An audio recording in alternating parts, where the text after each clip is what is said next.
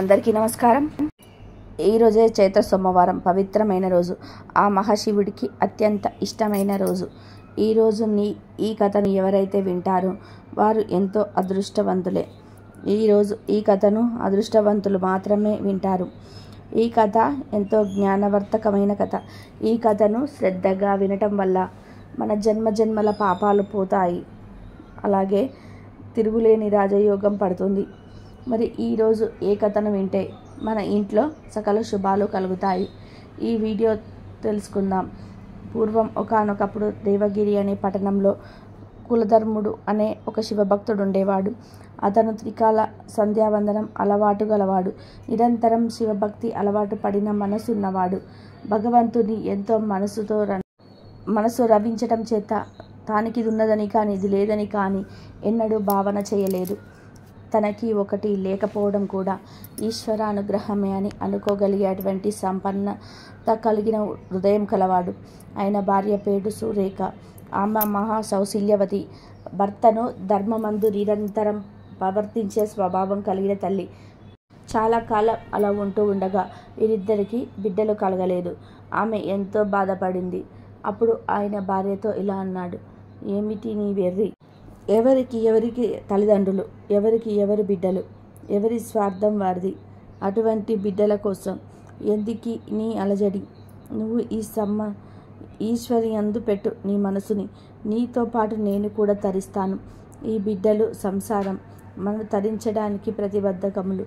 అందుకని మరొక ఆలోచన లేకుండా ఈశ్వరుని యందు మనసు పెట్టు అని చెప్పాడు. ఆ మాటలు విన్న తర్వాత ఆవిడ తన మనసును సర్దుకుంది. ఇలా ఉండగా ఈవిడ ఒకసారి పొరుగింటికి వెళ్ళింది.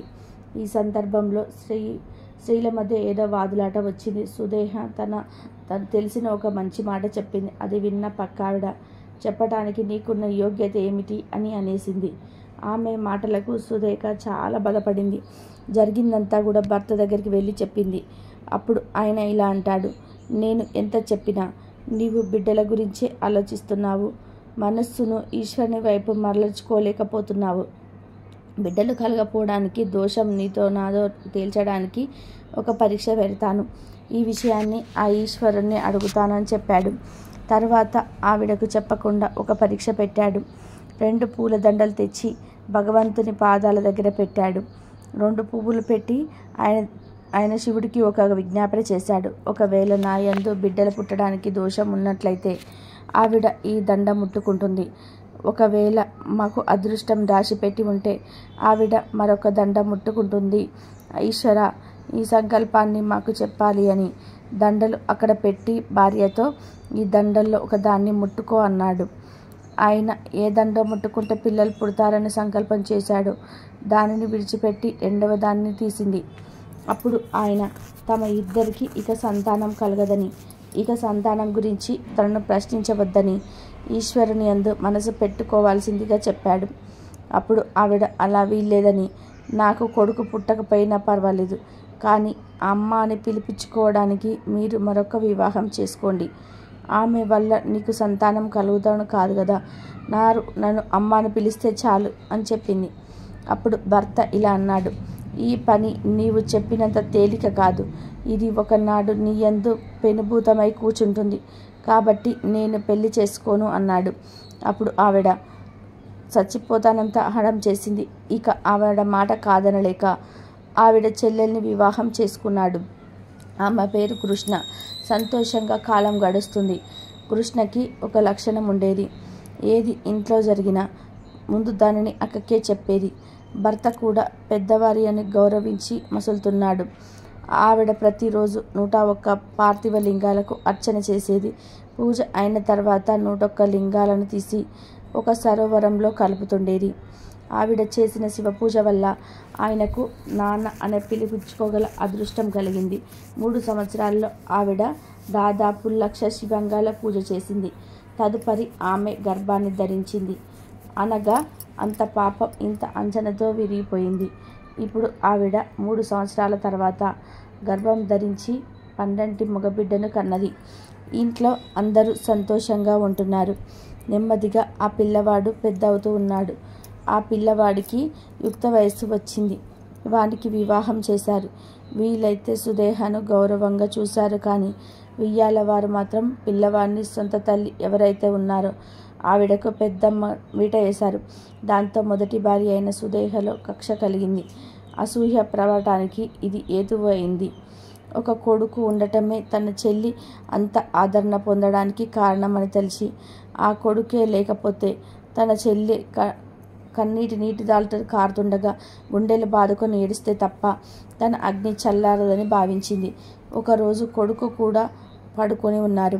ఆ సమయంలో తన భార్యతో తన నిద్రపోతున్న పిల్లవాని గదిలోకి వెళ్ళి ఒక పత్తితో ఆ పిల్లవాన్ని పొడిచి చంపేసి శరీరాన్ని ముక్కలుగా కోసి మూట కట్టి ఆ మూటను తీసుకువెళ్ళి తమ చెల్లెలు రోజు శివలింగాలు కలిపే చోట నీటిలో పారవేసింది. ఇక సుదేహ భర్త తెల్లవారుజామున లేచి సంధ్యావందనం చేసుకొని గుళ్ళో ధ్యానం చేసుకునేందుకు నదీ తీరానికి వెళ్ళిపోయాడు. అలాగే చిన్న భార్య కూడా 101 శివలింగాలకు అర్చన చేస్తుంది. పిల్ల నిద్రలేచి చూసింది. తన ఒంటి మీద పక్కబట్ల మీద నెత్తురు ఉంది. ఈ దృశ్యాన్ని చూసి ఆమె గల్లుమని ఏడుస్తుంది. ఇక సుదేహ గబగబా లోపలికి వెళ్ళి చూసి అయ్యో కొడుకు పోయాడమ్మా అని ఈవిడ కూడా ఏడుస్తూ కృష్ణ ఏడవదే అని చెప్పి వస్తుంది. కృష్ణ మామూలుగా శివార్చన చేస్తుంది. ఆవిడ ఇలా అన్నది, ఎవరు బిడ్డను ఇచ్చారు వారే ఆ బిడ్డను రక్షిస్తారు, వారిని ఆయన రక్షిస్తాడు అని శివలింగాలకు పూజ చేసి తదుపరి ఆ పూజ చేసిన శివలింగాలను నీటిలో కలపడానికి నది వద్దకు వెళ్ళి చూసేసరికి కొడుకు శరీర భాగాలు ఆ నీటి మీద తేలుతూ కనపడ్డాయి. చిత్రం ఏమిటంటే ఆమె ఏమీ అనలేదు. ఆ దృశ్యాన్ని చూసి శివుడు తట్టుకోలేకపోయాడు. అది విచిత్రం. ఆ భక్తిని శివుడు భరించలేకపోయాడు. వెంటనే అమ్మ అమ్మ అంటూ పిల్లవాడు వచ్చేసి పెద్దమ్మ దంపగా నేనేం పూజకు శివుడు మెచ్చి నన్ను బ్రతికించాడు అని చెప్పాడు. ఇక కృష్ణ ఇలా అన్నది, నాయన నిన్ను కాపాడినవాడు మహాకాలుడు, ఆయనే తీసుకొని వెళ్ళగలడు, ఆయనే బ్రతికించగలడు, ఆయన నిన్ను రక్షించాడు అంది. ఇక కొడుకు పెద్దమ్మను భరించలేని కోపంతో అనేక మాటలు అన్నాడు. కానీ తల్లి అయిన కృష్ణ, నాయన నువ్వు మాట్లాడేది తప్పు, పెద్దమ్మను అలా అనకూడదు, ముక్కంటి స్వామి నిన్ను రక్షించాడు, ఆయన రక్షణ ఉన్నంతకాలం ఎవరు ఏమీ చేయలేరు అని ఎవరి మీద కోపం మనసులో లేకుండా ఇంట్లోకి వెళ్ళిపోతుంది. ఇది కూడా శివుడు తట్టుకోలేక గూడు కన్నులతో త్రిశూలం పట్టుకొని కృష్ణ ఈ త్రిశూలంతో నీ అక్కను పొడి చేస్తాను అన్నాడు. ఇక కృష్ణ ఎందుకని అడిగింది. ఈశ్వరుడు తెల్లపోయాడు. ఎందుకేమిటి, ఆవిడే నీ కొడుకును చంపేసింది అని చెప్పాడు. ఇక కృష్ణ ఆ మహాశివుని పలు విధాలుగా స్తుతించి, స్వామి ఈ సంఘటన వల్లనే కదా నీవు ఇంత ఉదారుడవో నా లోకానికి తెలిసింది అన్నది. ఎవరు చంపారో లోకానికి తెలిస్తే ఎంత, తెలియకపోతే ఎంత, నేను నమ్మిన వారికి నాశనం లేదని లోకాలన్నిటికీ తెలుసు. కాబట్టి ఈశ్వర నీ పాదాలయందు భక్తి నాకు ఎల్లవెల్లలా కలిగేలా చెయ్యి. మా అక్క వలనే కదా నాకు కొడుకు కలిగాడు, మా అక్క వలనే కదా నాకు నీ యందు కోరిక కలిగింది, ఈ అవతార్యాన్ని ఇలా అనుగ్రహించు అంది. ఇక ఆవే మాటలకు త్రిశూలం పట్టుకున్న ఆ మహాశివుడు శాంతించి, సరే నేను నీకు కనపడ్డాను గనక ఏదైనా ఒక కోరిక కోరుకో అన్నాడు. దానికి కృష్ణ ఇలా అన్నది, అయితే ఒకటి అడుగుతాను, ఏ నీటిలో పడిపోయిన పిల్లవాన్ని రక్షించావో, ఏ నీటిలో రోజు 101 శివలింగాలను నీ తీసుకొచ్చి కలిపాను, ఆ నీటిలోనే నువ్వు జ్యోతిర్లింగాలుగా వెలుగు, నీ దగ్గరకు వచ్చి నమస్కరించిన వాళ్ళందరినీ ఇలాగే కాపాడు అన్నది. అప్పుడు ఆ మహాశివుడు, తప్పకుండా ఆమెను చేస్తాను, నీ కోరిక మేరకు ఆ ప్రదేశంలోనే జ్యోతిర్లింగాలుగా ఉంటాను, నీ పేరు మీద కృష్ణేశ్వరుడు అనే పేరుతో పిలుస్తాను, నీవు గొప్ప భక్తురాలవు, ఇక్కడికి వచ్చినప్పుడు అందరూ నిన్ను తలుచుకోవాలి, ఒకసారి నీ చరిత్ర జ్ఞాపకం చేసుకోవాలి, జీవితంలో ఒక్కసారైనా నీ కథను విన్నవారికి వారి ఇంట్లో సకల శుభాలు కలుగుతాయి, వారికి కష్టాలు బాధలు తొలగిపోతాయి, ఈశ్వరుడి ఔదార్యానం కృష్ణ వల్ల గుర్తుకు రావాలి, నా ఔదార్యం ప్రకటితం అవడానికి కారణం నువ్వే, కాబట్టి నిన్ను తలుచుకొని నన్ను తలుచుకోవాలి, నా పేరు ఈశ్వరుడు కాదు కృష్ణేశ్వరుడు అని. కృష్ణేశ్వరుడు ఎక్కడ వెలిచాడు. పిమ్మట ఆ మహాశివుడు కృష్ణతో ఇలా అన్నాడు, 101 తరాలు నీ వంశంతో చెప్పుకోదగిన మహాభక్తులైన వారు కుమారులుగా జన్మించి వెళ్తున్నారు, అలానే నీకు వరం ఇస్తున్నాను, నీ అక్కకు గల దుర్బుద్ధిని తీసివేసి ఆమెకు సద్బుద్ధిని ఇచ్చేశాను. ఆమె ఈ వేళ నుండి మహాభక్తురాలైపోయింది అన్నాడు. వీటన్నిటికీ కృష్ణ అడగలేదు. కానీ ఆమె భక్తితో నమ్మి నిలబడినందుకు ఆమెకు అన్ని వరాలను ఇచ్చేశాడు. కాబట్టే ఈశ్వరుని నమ్మిన వారికి ఎన్నడూ లోటు ఉండదు. కాబట్టి మహాశివ పురాణంలోని ఈ పవిత్ర కథను విన్నా చెప్పినా వారికి ఎలాంటి పాపాలైన పోయి వారి ఇంట్లో సకల శుభాలు కలుగుతాయి. అలా చాలా కాల క్రితం ఒక అరణ్యానికి సమీపంలో ఒక పేద కుటుంబం నివసిస్తూ ఉండేది. భార్య, భర్త, 2 కొడుకులు ఎంతగానో శ్రమపడి ఒళ్ళు విరుచుకున్న కడుపు నిండా తిండి ఉండేది కాదు. అలానే బట్టలు కూడా లేక చినిగినవి తొడుక్కుంటూ కాలం గడుపుతూ ఉన్నారు. ఇక వారి పెద్ద కొడుకు ఈ బతికేదానికన్నా ఎవడన్నా ఊరపడి తిరిగి అడుక్కోవడం వేలని అనుకొని తెల్లవారుతుండగా బయలుదేరి చీకటి పడేదాకా నడిచి ఒక రాజభవనం చేరుకున్నాడు. భవనం ముందు మెట్ల దగ్గర నిలబడిన రాజు అతన్ని చూసి, ఎవరు నీవు, ఎక్కడికి నీ ప్రయాణం అని అడిగాడు. దానికి పెద్ద కొడుకు ఇలా అన్నాడు, మహారాజా, ఒక చోటనే లేదు, ఎక్కడ పుట్ట గడిస్తే అక్కడికి అని పెద్ద కొడుకు చెప్పాడు. దానికి రాజు ఇలా అన్నాడు, అయితే రేపు నీకు పని కావాలన్నమాట. నా 7 గుర్రాలను కాస్తావా? నీకు వేరే జీతం ఇవ్వను. రోజల్లా గుర్రాల వెంట తిరిగి సాయంకాలం ఇంటికి వచ్చి గుర్రాలు ఏం తిన్నది, ఏం తాగుతున్నది నాకు చెప్పాలి. నిజం చెప్పావు అంటే నీకు నా కూతుర్నిచ్చి పెళ్లి చేస్తాను. అబద్ధం ఆడినట్లయితే చావగొట్టి పంపిస్తాను అని రాజు అన్నాడు. ఇక పేదవాడి పెద్ద కొడుకు ఇదే అంత పెద్ద కోరిక కాదనుకొని అప్పటికప్పుడే రాజుగారికి అల్లుడైపోయినట్టుగా ఆనందం కలిగింది. ఇక రాజుతో ఇలా అన్నాడు, మహారాజా, మీ గుర్రాలను కాయడానికి నన్ను పెట్టుకోండి అని చెప్పాడు. మర్నాడు అతడు తెల్లవారుతుండగా గుర్రపు శాలలకు వెళ్ళాడు. ఆ గుర్రాలు తెల్లగా అందంగా ఉన్నాయి. అక్కడ 7 గుర్రాలను వదిలిపెట్టగానే అవి బయటకు వస్తూనే అవి శరవేగంతోనే నీళ్ళతోనే పరిగెత్తసాగాయి. పేదవాడి పెద్ద కొడుకు గాలి సత్తువ కొద్దీ వాటి వెనుక పరిగెత్తాడు. గుర్రాలు ఎక్కడ ఆగకుండా కొండల ప్రక్కగా పరిగెత్తసాగాయి. పోయిన కొద్దీ వాటి వేగం పెరిగింది కానీ తగ్గలేదు. ఎక్కడ చూసినా బోలెడంతా పచ్చగడ్డి ఉన్నా కూడా అవి మేయడానికి ఆగలేదు. కొండల దాకా వచ్చేసరికి పేదవాడి పెద్ద కొడుకు ఇక పరిగెత్తలేకపోయాడు. అతడి శరీరం అంతా కూడా చెమటతో తడిసిపోయింది. ఆయాసం వచ్చేసింది. కాళ్ళు తడబడుతున్నాయి. కొండ కింద ఒక గుడిసెలో కూర్చొని రాట్నం తిప్పుతున్న ఒక వృద్ధురాలు, రా బాబురా, చెమట తోడుస్తాను అని అతన్ని ప్రేమగా ఆహ్వానించింది. అతను ఆశ్చర్యపడుతూ వృద్ధురాలికి చూసి గుర్రాల కోసం వచ్చేలోపుగా అవి ఎటో వెళ్ళిపోయాయి. ఇక వాటిని అనుకొని ఆశ లేదని నిశ్చయించుకుని పేదవాడి పెద్ద కొడుకు వృద్ధురాలిలోకి ప్రవేశించాడు, గుడిసెలోకి. ఆ వృద్ధురాలు అతని ఒంటి మీద చెమటంతా తుడిచింది. కాస్త గాలి వీడ్చి జుట్టు దువ్వి ఉపచారాలు చేసింది. కాస్త విశ్రాంతి పొందిన తర్వాత అతడు లేచి నిలబడి, ఇలా తిన్నగా మా ఇంటికి పోతాను. రాజుగారి దగ్గరకు వెళ్ళటం వృధా. వెళ్తే రాజుగారు గుర్రాలు ఏం తిన్నాయి, ఏం తాగాయి అని అడుగుతాడు. చెప్పలేకపోతే చావు కొట్టి పంపిస్తాడు. ఇంతోటి దానికి అక్కడికి వెళ్ళడం దేనికి అని పెద్దవాడు అన్నాడు. ఆ మాటలకు వృద్ధురాలు, ఈ మాత్రానికి భయపడతావేం బాబు, గుర్రాలు గడ్డి తిని నీళ్లు తాగుతాయి. రాజుగారితో ఆ మాటే చెప్పు అని వృద్ధురాలు అతడికి సలహా ఇచ్చింది. సాయంకాలం గుర్రాలు తిరిగి వచ్చేదాకా పేదవాడి పెద్ద కొడుకు వృద్ధురాలు గుడిసెలోనే ఉండి వాటి వెనకాలే రాజభవనానికి వెళ్ళారు. వాడిని చూస్తూనే రాజు ఇలా అన్నాడు, గుర్రాలను జాగ్రత్తగా కాచావా? అవి ఏం తిన్నాయి, ఏం తాగాయి అని అడిగాడు. దానికి పేదవాడి పెద్ద కొడుకు ఇలా చెప్పాడు, మహారాజా, గుర్రాలు గడ్డి తిని నీళ్లు తాగాయి అని చెప్పాడు.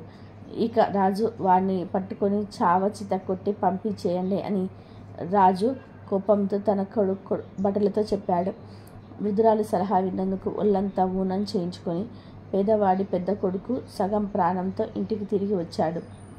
ఇక పెద్ద కొడుకు తిరిగి రాగానే చిన్న కొడుకు తన పొట్ట తాను పోసుకుంటానని ఇంటి నుండి బయలుదేరాడు. అతను కూడా ఒక రోజంతా నడిచి చీకటి పడే వేళకు రాజభవనం చేరుకున్నాడు. రాజు తన గుర్రాలు ఖాయమని, అవి ఏం తిన్నాయో ఏం తాగాయో చెప్పమని, నిజం చెప్తే తన కూతుర్నిచ్చి పెళ్లి చేస్తానని, అబద్ధం చెప్తే చావగొట్టి పంపిస్తానని చెప్తాడు. అందుకు పేదవాడి చిన్న కొడుకు కూడా సిద్ధపడ్డాడు. మర్నాడు తెల్లవారుతుండగానే గుర్రాలను వదిలారు. అవి పరిగెత్తసాగాయి. చిన్నవాడు వాటికంటే ముందే పరిగెత్తుతూ, రండి, నాతో పందెం వేసి పరిగెత్తండి అని వాటిని ఆహ్వానించాడు. గుర్రాలు కొండ ప్రాంతానికి చేరేసరికి ఇంకా వాడు పరిగెత్తుతూనే ఉన్నాడు. అతడి ఒళ్ళు చెమట కొద్దిగా గారుతున్నాయి. అయినా అతని పరుగు మానలేదు. ఇంతలో అతను అవ్వ ఉన్న గుడిసెను సమీపించాడు. రా బాబు రా, చెమట తుడుస్తాను రా వృద్ధురాలు అతన్ని ఆహ్వానించింది. దానికి అతను, నేను నీకు చిక్కినప్పటి మాట కదా అని చిన్నవాడు అంటూనే పరిగెత్తసాగాడు. ఇక అతనికి అలుపు వచ్చింది. అప్పటి వరకు అతడు గుర్రాలతో సమానంగా పరిగెత్తాడు. కానీ గుర్రాలు ఇక అతన్ని దాటిపోయేటట్లు కనిపించాయి. ఇక అతను అన్నిటికన్నా వెనుక ఉన్న గుర్రం జోలు పట్టుకొని ఒక్క ఎగురున దాని వీపు మీద కెక్కి కూర్చున్నాడు. ఆ గుర్రాలు చాలా దూరం పరిగెత్తి ఒక దట్టమైన అరణ్యం మధ్యలో ఉన్న ఒక దేవాలయ ప్రాకారం వద్దకు వెళ్ళి నిలిచినాయి. అదే వాటి గమ్యస్థానం అని గ్రహించిన చిన్నవాడు తాను ఎక్కిన గుర్రం నుండి కిందకి దిగి ఆలయ ప్రాంగణం కేసి నడిచాడు. గుర్రాలు ఒక్కొక్కటిగా ఆలయ ప్రాంగణంలోకి అడుగుపెట్టగానే అందమైన యువకులుగా మారిపోయాయి. ఈ వింత పరివర్తన చూస్తూనే చిన్నవాడు ఆశ్చర్యపోయాడు. ఆ యువకులలో ఒకడు పేదవాడి చిన్న కొడుకును దగ్గరకు పిలిచి తమ విషయం ఇలా చెప్పాడు. మేము 7గురం రాజుగారి కొడుకులం. మా నాన్న నీకిచ్చి పెళ్లి చేస్తానన్నది మా చెల్లెలనే. దారిలోని నేను పిలిచిన ముసలిది మాయల మారిది. అదే తన మంత్రశక్తితో మమ్మల్ని ఇలా చేసింది. దాని మంత్రం ఈ ఆలయ ఆవరణలో పనిచేయదు. అందుచేత పగలు సాధ్యమైనంతసేపు ఎక్కడే మనుషులుగా ఉంటాము. మనుషులు తినే తిండి తింటాము. మనుషులు తాగే పానీయాలు తాగుతాము. మేము ఏవేవి తింటామో ఏవేవి తాగుతామో చూస్తావు గనక ఆ సంగతి మా నాన్నగారికి చెప్పండి. ఆయన మా చెల్లెల్ని నీకిచ్చి పెళ్లి చేస్తాడు. ఆ తర్వాత నీ వల్ల మాకు ఒక ఉపకారం కావాలి. ఈ గుడి గర్భగుడిలో ఒక కత్తి ఉంది. అది మంత్రపూరితమైన కత్తి. నీవు దాన్ని తీసుకొని మాతో పాటు ఇంటికి వచ్చి రాత్రి మేము గుర్రపుశాలలో కట్టి ఉన్నప్పుడు ఆ కత్తితో మా తలలు నరికి వెయ్యి. దాంతో మాకు ఈ గుర్రాల రూపం పోయి మనిషి రూపాన్ని శాశ్వతంగా వచ్చేస్తుంది.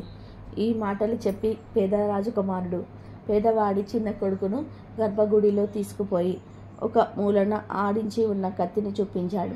చిన్నవాడు దానిని 2 చేతులా పట్టుకొని తేలికగా ఎత్తలేకపోయాడు. అది చాలా బరువుగా ఉంది. ఇక రాజకుమారి పెద్ద కుమారుడు పేదవాడి చిన్న కొడుకుతో ఇలా అన్నాడు. గర్భగుడిలో ఒక గంట ఉంది. అందులో ఉంది మంత్రజలం. దాన్ని నువ్వు ఒక్కొక్కరు తాగమని రాజకుమారులు అన్నారు. ఇక పేదవాడి చిన్న కొడుకు ఆ నీరు 3 చుక్కలు తాగి ఒక చేతితోనే కత్తిని పట్టుకొని తేలికగా ఎత్తగలిగాడు. తరువాత రాజకుమారులు ఆ గుడి ఆవరణంలోనే వంట చేసుకున్నారు. వంటకు కావలసిన సమస్త పదార్థాలు గుడిలో ఒక పక్కన ఉన్నాయి. రాజకుమారులతో పాటు పేదవాడి చిన్న కొడుకు కూడా భోజనం చేశాడు. సూర్యాస్తమయం కాయేసరిగా వాళ్ళంతా గుడిలో విశ్రాంతి తీసుకొని ఇంటికి బయలుదేరారు. గుడి దాటి బయటకు రాగానే రాజకుమారుడు యథాప్రకారం గుర్రాలుగా మారారు. పేదవాడి చిన్న కొడుకు కత్తితో సహా ఒక గుర్రం పైన ఎక్కాడు. అతను గుర్రాలతో తిరిగి వచ్చేటప్పుడు ముసలిది చిన్నవాడిని చూసి కళ్ళల్లో నిప్పులు రాలుస్తూ అతన్ని బెదిరించింది. ఇక పేదవాడి చిన్న కొడుకు రాజుగారి భవనం చేరగానే రాజు ఇలా అడిగాడు. గుర్రాలను సరిగ్గా కాచావా అని అడిగాడు. దానికి పేదవాడి చిన్న కొడుకు, మహారాజా, కాస్తాను అన్న తర్వాత కాయకుండా ఉంటానా అన్నాడు. అయితే ఏం తిన్నాయి, ఏం తాగాయి అని రాజు ప్రశ్నించాడు. దానికి పేదవాడి చిన్న కొడుకు, మనుషులు తినే తిండి తిన్నాయి, మంత్రజలం తాగాయి అని చిన్నవాడు సమాధానం చెప్పాడు. ఇక రాజు సంతోషించి, ఈ మాట చెప్పగలవాడు ఒకడు కూడా లేడు అదా. నేను అన్న ప్రకారం నా కూతుర్ని ఇచ్చి అల్లుని చేసుకుంటాను అని రాజు అన్నాడు. ఆ రాత్రి అందరూ పడుకున్నాక పేదవాడి చిన్న కొడుకు కత్తి తీసుకొని గుర్రపుశాలలోకి వెళ్ళాడు. కానీ గుర్రాలు నడకాలంటే అతనికి చేతులు రాలేదు. చివరకు సాహసించి ఒక గుర్రం మెడ నరికేశాడు. వెంటనే దాని స్థానంలో ఒక రాజకుమారుడు నిలబడ్డాడు. ఆ తర్వాత అతను ధైర్యంగా అన్ని గుర్రాల మెడలు నరికేశాడు. 7 రాజకుమారులు మంత్ర విముక్తి పొందారు. తన కొడుకులు తిరిగి గుట్టినట్టుగా రాజున సంతోషించాడు. రాజకుమార్తె ఎంతో కాలానికి తన అన్నలను కళ్ళారా చూసి ఆనంద బాష్పాలు రాల్చింది. ఆమెకు పేదవాడి చిన్న కొడుక్కి పెళ్లి నిశ్చయించారు. చిన్నవాడు తన తల్లిను అన్నదమ్ములను పిలిపించి తాను కూడా రాజభవనంలో ఉంచారు. వేది చాలా వైభవంగా జరిగింది. అటు తర్వాత అందరు సుఖంగా జీవించారు. మొగలి పువ్వుతో ఆ మహాశివుణ్ణి పూజించరాదు. ఇది మహాపాపంగా పరిగణింపబడుతుంది. అసలు ఎందుకు మొగలి పువ్వును శివ పూజకు పనికిరాదు? శివపురాణ వివరణ తెలుసుకుందాం. త్రేతాయుగంలో దశరథనందనుడైన శ్రీరామచంద్రుడు పితృవాక్య పరిపాలన కోసం సీతా లక్ష్మణ సమేతంగా అడవులకు వెళ్ళాడు. వారు పలుగుని నదీ తీరంలో పితృశ్రాద్ధం పెట్టవలసి వచ్చింది.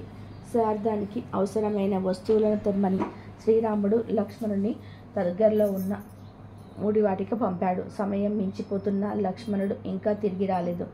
కారణం ఏమిటో అని శ్రీరాముడు కూడా వెళ్ళాడు. అపరాహ్నం దాటిపోతుంది. అపరాహ్నం దాటిపోతే శ్రాద్ధం పెట్టకూడదని శాస్త్రం చెప్తుంది. ఇక సీతాదేవికి ఏం చేయాలో పారిపోలేదు. సరే ఏదైతే అది అవుతుందని నదిలో స్నానం చేసి దొరికిన వాటితో పిండ ప్రదానం చేసింది. వెంటనే పితృదేవతలు సంతృప్తి పొంది సీతాదేవికి సాక్షాత్కరించారు. వారిని చూసి ఆమె ఆశ్చర్యపోయింది. వచ్చిన వారెవరో తెలుసుకుందామని, మహనీయులారా మీరెవరో అన్నది. వచ్చిన వారిలో ఒకరు, నేను మీ మామ దశరథుడును. ఈయన నా తండ్రి, ఈయన నా తాత. ఈ పిండ ప్రదానంతో మేము తృప్తి చెందాము అన్నారు. ఆ మాటలు విన్న సీతాదేవి, ఓ మహాత్మా, నేను చాలా ధన్యురాలను. నేను పెట్టిన పిండము మీరు స్వయంగా తీసుకున్నారంటే రాముడు నమ్మడు కదా అన్నది. దానికి దశరథుడు, పలుగుని నదిని, అక్కడ మేస్తున్న ఆవును, అగ్నిని, మొగలి పువ్వును సాక్షులుగా చెప్పి పితృదేవతలు అంతర్ధానం అయిపోయారు. ఇక శ్రాద్ధానికి కావలసిన వస్తువులు తీసుకుని రామలక్ష్మణుడు పరుగున వచ్చారు. వస్తూనే రాముడు సీతతో, వేలం మించిపోతుంది, త్వరగా స్నానం చేసి పదార్థాలు సిద్ధం చేయి అన్నాడు. అంతటా సీతాదేవి పితృదేవతలకు తమ పిండ ప్రదానం చేసిన సంగతి అంతా వివరించింది. రాముడు ఆ మాటలు నమ్మలేదు. శ్రాద్ధం పెట్టుట కొడుకుల పని. పుత్రులు శ్రద్ధాభక్తులతో శ్రాద్ధం నిర్వహిస్తే పితృదేవతలు తృప్తి చెందుతారు. అంతేకాని కోడలు తద్దినం పెట్టడం, పితృదేవతలు దాన్ని అందుకోవడం ఎక్కడైనా విన్నామా అని అన్నాడు రాముడు. ఇక సీతాదేవి నదిని, గోవును, అగ్నిని, మొగలి పువ్వును సాక్ష్యం చెప్పమని కోరింది. సాక్షులు మాట్లాడలేదు. చేసేది లేక సీతాదేవి స్నానం చేసి వంట చేయడం మొదలుపెట్టింది. రామ లక్ష్మణుడు శ్రాద్ధం పెట్టడానికి ఉపక్రమించి పితృదేవతలను ఆహ్వానించారు. దానికి వారు, కుమారా, ఇంతకు ముందే సీత శ్రాద్ధం పెట్టింది, మేము తృప్తి చెందాము. ఇక పితృశేషము మీరు భుజించండి అన్నారు పితృదేవతలు. అది విన్న శ్రీరామచంద్రుడు సీతను అభినందించాడు. సాక్షులు ఎందుకు సాక్ష్యం చెప్పలేదని ప్రశ్న వచ్చింది. అప్పుడు సీతకు సాక్ష్యం చెప్పనందుకు గాను పలుగుని నది అంతర్వాహినిగా ప్రవహించమని, ఉదయాన్నే ఆవు ముఖం చూడడానికి అయోగ్యమని, మొగలి పువ్వు పూజకు పనికిరాదని, అగ్నిదేవుడు ఉచ్చనీచములు లేకుండా సర్వభక్షకుడు అవుతాడని శపించింది. ఆ కారణం చేత మొగలి పువ్వు పూజకు పనికిరాదు. ఇక పూజకు పనికిరాని ఆ రెండవ పువ్వు సంపెంగ పువ్వు. అవును, సంపెంగ పువ్వు కూడా శివారాధనలో ఉపయోగించడం మహాపాపం. అసలు ఎందుకు సంపెంగ పువ్వు శివ పూజకు పనికిరాదో శివపురాణం వివరణ తెలుసుకుందాం. దక్షిణ దేశంలో గోకర్ణము అనే క్షేత్రం ఉంది. దానినే గోపైలాసము అని కూడా అంటారు. నారద మునీంద్రుడు ఒకసారి గోకర్ణం వెళుతూ త్రోవలో ఒక సంపెంగ చెట్టును చూశాడు. ఆ చెట్టు విరగబూసి ఉంది. ఆ చెట్టు దగ్గర ఒక బ్రాహ్మణుడు ఒక గిన్నెను చేత్తో పట్టుకొని నిల్చొని ఉన్నాడు. అది చూసిన నారదుడు ఆ బ్రాహ్మణుడి వద్దకు వెళ్ళి, నీవెవరు, ఇక్కడ ఏం చేస్తున్నావు అని అడిగాడు. దానికి ఆ బ్రాహ్మణుడు, నేను ఒక పాఠశాలిని, త్రోవలో అలసిపోయి ఈ చెట్టు నీడన నిల్చున్నాను అన్నాడు. ఇక నారదుడు గోకర్ణం వెళ్ళి మహాబలేశ్వరుని శమించి తిరిగి వెళ్తుండగా ఆ బ్రాహ్మణుడు మళ్ళీ ఆ చెట్టు దగ్గరే కనిపించాడు. ఇక నారదుడు దగ్గరికి వెళ్ళి, ఇక్కడ ఏం చేస్తున్నావు అన్నాడు. దానికి ఆ బ్రాహ్మణుడు ఏమీ లేదు అంటూ వెళ్ళిపోయాడు. ఇక నారదుడు సంపెంగ చెట్టుతో, ఓ వృక్షరాజమా, ఆ బ్రాహ్మణుడెవరు, అతను ఎక్కడికి వెళ్తున్నాడు అని అడిగాడు. ఇంతకు ముందే ఆ బ్రాహ్మణుడు తన గురించి ఏమి అడిగినా తెలియదని చెప్పమన్నాడు. అందువల్ల సంపెంగ చెట్టు నాకు తెలియదు అంది. నారదుడు ఊరుకోలేదు. మళ్ళీ తిరిగి మహాబలేశ్వరుని దగ్గరికి వెళ్ళాడు. అక్కడ 108 సంపెంగ పూలతో స్వామి అర్చించబడ్డాడు. ఎదురుగా ఒక బ్రాహ్మణుడు ధ్యానం చేసుకుంటూ ఉన్నాడు. నారదుడు ఆ బ్రాహ్మణుని పిలిచి ఈ పూలతో స్వామిని ఎవరు అర్చించారు అని అడిగారు. దానికి ఆ బ్రాహ్మణుడు, నారద మహర్షి, ఈ పూలను ఒక దుష్ట బ్రాహ్మణుడు శివుడికి అర్పించాడు. సంపెంగ పూలతో శివుడిని అర్చించినందుకు ఫలితంగా ఆ దేశపు రాజు అతడికి దాసుడైనాడు. దాంతో ఈ సంపెంగ పూలతో పూలను పూజించి ప్రజలను పీడిస్తున్నాడు అని చెప్పాడు. ఇంతలో ఓ మధ్య వయస్కురాలు ఆలయంలోకి వచ్చి ప్రభో శంకర, పాహిమాం అన్నది. నారదుడు ఆమెతో నీవెవరు, నీకొచ్చిన ఆపద ఏమిటి అన్నాడు. అప్పుడు ఆమె, మునీంద్ర, నా భర్తకు ప్రమాదంలో ఒక కాలు పోయి అవటివాడైనాడు. మాకు ఒక కుమార్తె ఉన్నది. కుమార్తె వివాహానికి రాజుగారి సహాయం మర్తించాము. రాజుగారు కొంత నగదు ఇచ్చి ఒక ఆవును కూడా ఇచ్చారు. ఆ కపటపాలెం బ్రాహ్మణుడు రాజుగారిచ్చిన నగల్లో సగం తీసుకొని ఆవులో కూడా సగం భాగం ఇమ్మంటున్నాడు. ఏం చేయాలో పాలుపోక మహాబలేశ్వరుని శరణు వేడుతున్నాము అన్నాడు. ఆ మాటలు విన్న నారదుడు ఈశ్వరుడితో, దేవా, ఇంకా ఉపేక్షిస్తున్నావా? ఆ దుష్టిని శిక్షించు అన్నాడు. దానికి ఈశ్వరుడు, నారద, నా భక్తుడు ఎన్ని తప్పులు చేసినా నేను ఉపేక్షిస్తాను. అందుచేత నువ్వే ఆ సంగతి ఏదో చూడు అన్నాడు. ఇక నారదుడు ఈశ్వరుని దగ్గరికి సెలవు తీసుకొని సంపెంగ చెట్టు దగ్గరికి పోయి, ఓ వృక్షరాజమ్మ, నిజం చెప్పు, ఆ బ్రాహ్మణుడెవరు, ఎందుకు నీ పూలు తీసుకుంటున్నాడు అని అడిగాడు. దానికి ఆ సంపెంగ చెట్టు నాకు తెలియదు అన్నది. అప్పుడు నారదుడు, ఓ సంపెంగ చెట్ట, నీ పూలంటే ఈశ్వరుడికి చాలా మక్కువ, కానీ నువ్వు బ్రాహ్మణుడి విషయం తెలిసి కూడా తెలియదని అబద్ధం చెప్పావు. అందుచేత నీ పువ్వులు శివ పూజకు పనికిరావు అని శాపం పెట్టాడు. అంతలో ఆ బ్రాహ్మణుడు ఆ చెట్టు దగ్గరికి వచ్చాడు. నారదుడు ఆ కపట బ్రాహ్మణుని చూసి, ధనాశతో ప్రజలను పీడిస్తున్నావు, నేను క్షమించకూడదు, నువ్వు రాక్షసుడిగా జన్మించు అన్నాడు. ఆ బ్రాహ్మణుడు మహర్షి కాళ్ళ వేళ్ళ పడి బ్రతిమిలాడాడు. అప్పుడు నారదుడు కనికరించి, నువ్వు వీరాధుడు అనే రాక్షసుడిగా పుట్టి త్రేతాయుగంలో శ్రీరాముడు నిన్ను సంహరించగానే నీకు శాప విమోచనం కలుగుతుంది అన్నాడు. ఆ విధంగా సంపెంగ పువ్వు కూడా పూజకు పనికి రాకుండా పోయింది. ఈ కథను ఈరోజు విన్నా, చెప్పినా, చదివినా సకల శుభాలు కలుగుతాయి. పూర్వం గండకీ నది తీరానున్న సిరిపురం రాజ్యాన్ని వీరసేన మహారాజు రాజకంగా పరిపాలిస్తుండేవాడు. ప్రజలు పాడి పంటలతో సుఖ సంతోషాలతో జీవిస్తుండేవారు. వీరసేన మహారాజుకు వేట అంటే మిక్కిలి మక్కువ. గండకీ నది తీరాన్ని అనుకొని ఉన్న అడవిలోకి వేటకి బయలుదేరాడు. చాలాసేపు క్రూర జంతువులను వేటాడిన రాజు పెట్టించిన ఉత్సాహంతోనే బాగా దట్టమైన అడవిలోకి వెళ్ళిపోయి దారి తప్పాడు. వెనక ఉన్న సైన్యాలు రాజును అందుకోలేక వెనుకపడ్డారు. 2 రోజులు గడిచాయి.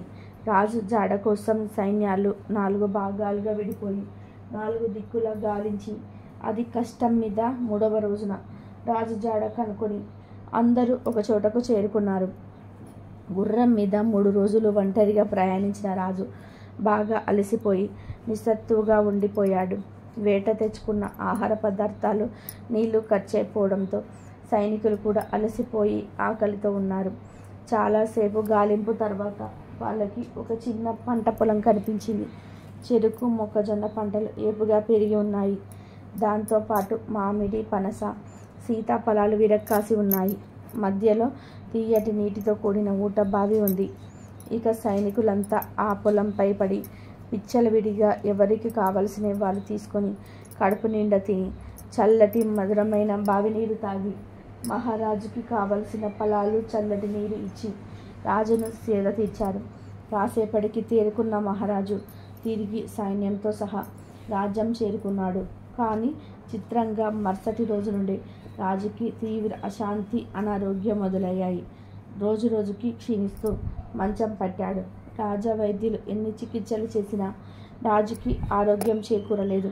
మాసం రోజులు గడిచినా తన రోగం గడవకపోయేసరికి రాజు తన గురువు తపోధనుడైన సదానంద మహర్షిని పిలిచి తన సమస్యను వివరించాడు.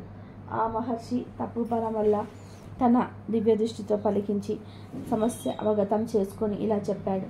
రాజా, రాజన్నవాడు ప్రజల్ని క్రూరముగాల నుంచి రక్షించాలి. అది కూడా ప్రజలు క్రూర జంతువుల వల్ల తమకి ప్రాణభయం ఉందని ఫిర్యాదు చేసినప్పుడు మాత్రమే చేయాలి. కానీ నీవు హృదయ వినోదం కోసం అకాలంగా జంతువులను వేటాడి మూగ జంతువుల్ని హింసించావు. పైగా నీ సైనికులు ఓ బైరు పంటల పొలం జరబడి ఆ పేద రైతు పంటను దోచుకు తిన్నారు. అందులో కూడా నీ సైనికులు అతని అనుమతి తీసుకోలేదు. అందులో నీకు కూడా భాగం ఉంది. ఆ పాపం కలిపురుషుడిగా మారి నిన్ను వెంటాడుతూ ఉంది అని చెప్పాడు. ఇది విన్న రాజు ఎంతో ఆశ్చర్యపోయి ఇలా అన్నాడు. మహాత్మా, మన్నించండి. నేను ఈ దేశపు రాజుని. నా రాజ్యంలో ఉన్న సకల ప్రజల మీద, వాళ్ళ ఆస్తులు, ధనధాన్యాలు, పంట పొలాలు, తోటలు, వ్యాపారాలు అన్నిటిపైన నాకు సర్వాధికారాలు ఉన్నాయి కదా. నాకు పాపం ఎలా అంటుతుంది అని అడిగారు. దానికి సదానంద మహర్షి చిరునవ్వు నవ్వి ఇలా అన్నాడు. రాజా, నువ్వు చెప్పింది నిజమే. స్వయంగా నువ్వు ఆ రైతు తోటలోకి వెళ్ళి నీకు కావలసింది తిని నీ సైనికులకు పంచనా నీ దోషం ఉండదు. లేదా నువ్వు ఆజ్ఞపైన నీ సైనికులు ఆ తోటలో నుంచి పళ్ళు నీళ్లు చేయించిన ఆ దోషం నీకు అంటదు. ధర్మదేవతని ఎక్కడే నువ్వు సరిగా అర్థం చేసుకోవాలి. పై రెండు జరిగి ఉంటే నీకు దోషం అంటేది కాదు. కానీ నీ సైనికుల అనాలోచిత చర్య వల్ల తాత్కాలికంగా నీకు ఉపశమనం కలిగించాయే కానీ ఆ దోష ఫలితాన్ని నువ్వు అనుభవించి తీరాల్సిందే అని చెప్పాడు. ఇక రాజు సుదీర్ఘంగా ఆలోచించి దీనికి పరిహారం ప్రాయచిత్తం చెప్పమని అడిగాడు. ఇక మహర్షి సూచన మేరగా రాజు అప్పటికప్పుడు ఆ పంట పొలం రైతును పిలిపించాడు. ఆ రైతు పేద యువకుడైన చక్కనైన రూపం, కాయ కష్టం చేసుకుని తనకున్న చిన్న పొలంలో రకరకాల పళ్ళు ఫలాలను పండిస్తూ వృద్ధులైన తన తల్లిదండ్రులను పోషించుకుంటూ ఉన్నాడు. రాజు యొక్క సైన్యం తన పంటని మొత్తం కాచేయడంతో గత నెల రోజులుగా తల్లిదండ్రులకు సరైన తిండి కూడా పెట్టలేక చాలా దయనస్థితిలో ఉన్నాడు. ఇక రాజు అతనికి క్షమాపణ చెప్పి తన తప్పుకి పరిహారంగా 1000 బంగారు నాణేలు బహుకరించాడు. ఇక ఆ పేద రైతు మహదానందపడి ఇలా అన్నాడు. రాజా, ఈ బహుమానంతో జీవితాంతం నా తల్లిదండ్రులని అసలు ఏ లోటు లేకుండా ప్రేమగా పోషించుకుంటాను అంటూ రాజుకి కృతజ్ఞతలు చెప్పి వెళ్ళిపోయాడు. అలా ఆ రైతు వెళ్ళిపోయాక రాజు మహర్షిపై తిరిగి, మహాత్మా, ఇక నా పాపం పోయినట్టేనా అని అడిగాడు. దానికి ఆ మహర్షి ఇలా అన్నాడు. రాజా, రాజైన వాడు ఎప్పటికప్పుడు ధర్మశాస్త్రాలను, నీతి శాస్త్రాలను క్షుణ్ణంగా అధ్యయనం చేయాలి. లేదా ఎవరి దగ్గర నుంచి అయినా తెలుసుకుంటూ ఉండాలి. ప్రస్తుతానికి నీ పాపం కొంత ఉపశమనించినట్లే. కానీ నీ వల్ల ఆ పేద రైతు కుటుంబం మొత్తం నెల రోజుల పాటు అకారణంగా క్షమ అనుభవించాల్సి వచ్చింది. ఆ పాపం నీకు ఇంకా మిగిలే ఉందన్నాడు. అదంతా విని దీనికి పూర్తి పరిహారం చెప్పాల్సిందిగా ఆర్తిగా వేడుకున్నాడు మహారాజు. ఇక సదాచారమూర్తులైన పండితుల్ని, బ్రాహ్మణోత్తముని సభకి మహర్షి సూచన మేరకు ఆహ్వానించాడు రాజు. కొన్ని వందల మంది తరలి వచ్చారు. రాజు వాళ్ళకి జరిగిందంతా వివరించి నెల రోజుల పాటు ఆ పేద రైతు కుటుంబాన్ని ఆకలి బాధకు గురి చేసిన పాపం పొడగొట్టుకోవడానికి గాను 10,000 బంగారు నాణేలు దానంగా ఇవ్వడానికి సిద్ధపడ్డాడు.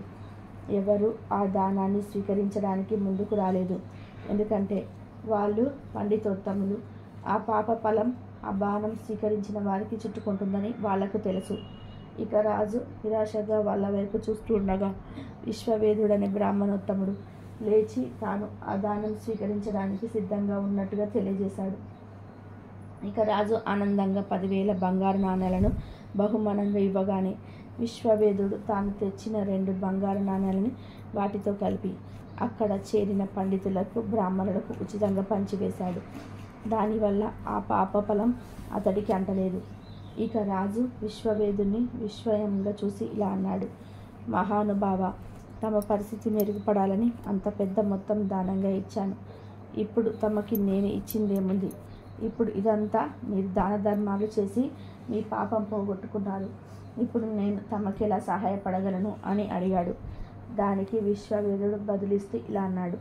రాజా, గండకీ నది తీరాన ఉభయ సంధ్య వేళలో సంధ్యావందనంతో పాటు గ్రామీణుల ఇళ్లలో పూజాది శుభకార్యాలలో పౌరోహిత్యం చేసుకుంటాను. ఆ వచ్చిన దాంట్లో నేను నా భార్య ఆనందంగా జీవిస్తున్నాము. తమరు పవిత్ర గండకి నది తీరంలో ఓ అపురూప శివాలయం నాకు నిర్మించి ఇస్తే శేష జీవితం ఆ శివారాధనలో గడిపేస్తాను. దాంతో మనిద్దరి జీవితాలు ఆ పరమేశ్వర అనుగ్రహం వల్ల పరిపూర్ణమవుతాయి. మనకున్న సకల దోషాలు తొలగిపోతాయి అని చెప్పాడు. దానికి రాజు ఆనందంగా ఒప్పుకొని ఆ బ్రాహ్మణుడికి శివాలయం కట్టించి ధర్మదేవత అనుగ్రహం పొంది ధన్యుడయ్యాడు. అధికార బలంతో ఇతరుల మనసు నొప్పించరాదు. అలా నొప్పిస్తే మనశ్శాంతి కరువవుతుందని ఈ కథానీతి. ఈ కథను ఈరోజు ఎవరైతే విన్నారో వారు ఎంతో అదృష్టవంతులు. వారి యొక్క సకల దోషాలు దరిద్రాలు మొత్తం ఈ రోజుతో పోతాయి. మీ ఇంట్లో సకల శుభాలు కలుగుతాయి. ఈ యథార్థ కథ హిడెన్ ఆర్కియాలజీ ఆఫ్ ఇండియా అనే పుస్తకంలో ఉంది. కాబట్టి 1879 సంవత్సరంలో జరిగిన ఆ యథార్థ సంఘటన శివలీల ఏమిటో ఇప్పుడు తెలుసుకుందాం. ఇది నిజంగా రోమాలు నిక్కపొడుచుకునేలా చేసే నిజ జీవితంలో జరిగిన సంఘటన, చరిత్రలో నిలిచిన కథ.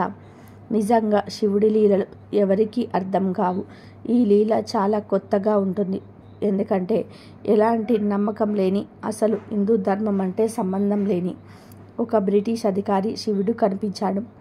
ఒక విదేశీ వ్యక్తికి కూడా పరమశివుడు కనిపించాడు. నిజంగా అద్భుతమైన శివుడి లీల ఇది. ఇతని భార్యది మరియు ఆయనది నిజంగా అదృష్టమే.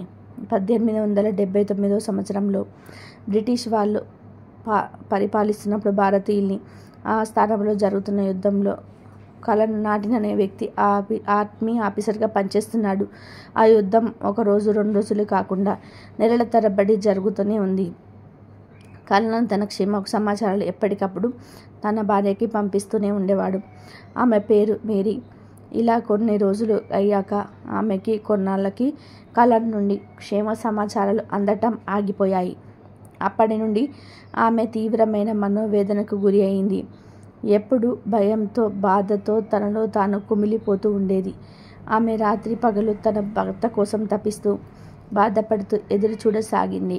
అయితే ఆమె ఒకరోజు పని మీద బయటకు వచ్చినప్పుడు వైద్యనాథ్ గుడి పక్కన వెళ్తూ వేద మంత్రాలు విని వెంటనే గుర్రం ఆపి గుడి లోపలికి వెళ్ళింది. అక్కడ పూజనీయులు మహాశివుని పూజించటం ఆమె గమనించింది. ఆ పూజారులు ఆమె మనస్సులో ఎంతో బాధ ఉందని గ్రహించి పలకరించారు. ఆ పూజారులు ఏమని తల్లి నీకు అని అడగగానే వెంటనే ఆమె భర్త కళ్ళను గురించి చెప్పి భర్త నుండి ఇంతవరకు ఎలాంటి సమాచారం లేదని వెంటనే తనకు తాను తెలియకుండానే కన్నీళ్లు పెట్టుకుంది. ఆ పూజారులు ఆమెను ఓదారుస్తూ మహాశివుడికి తన బాధను చెప్పుకోమని అన్నారు.